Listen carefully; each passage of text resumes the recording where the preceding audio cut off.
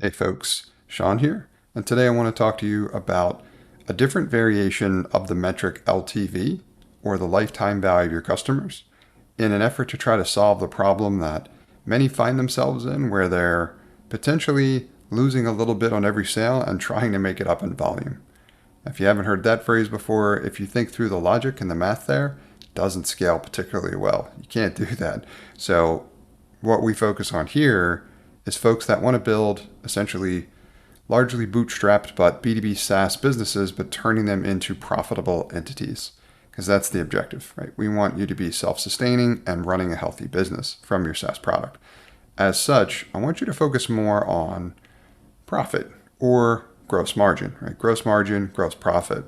And that's really where we take your revenue, which is what LTV speaks to, and we want to subtract out your cost of goods sold, which is anything that might be going into you delivering that service for your customer. Which for me, I include in like my cost for my APIs, for example, since that's part of what it takes for my product to deliver the results to my customer.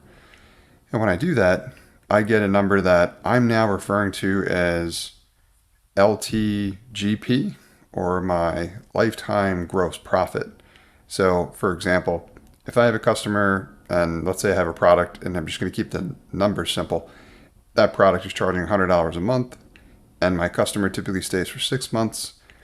Now I'm talking about an LTV, which is just based on the revenue of $100 times 6 months, or $600, right? But at the same time, if my cost of goods sold is $50 per month, then the 50 times 6 is 300. So my lifetime GP, like LTGP, or lifetime gross profit, is actually the 600 in revenue subtracted by the 300 in cost of goods sold, which gives me a $300 LTGP, lifetime gross profit. So those numbers are very different, right? What I'm reporting on the LTV side is double that what I'm reporting on the LTGP side. And to me, what matters more is how much I'm actually profiting. So the gross profit number to me is worth a lot more than just the revenue number. So I would encourage you to take a closer look at your operation in this way and get a better understanding in where you line up. And also consider potentially replacing tracking the LTV number by the actual LTGP number. Because that, if you're trying to build, especially if you're doing so in a bootstrap fashion, but if you're trying to build a profitable B2B SaaS business, that's going to be a really important element of what you're doing here.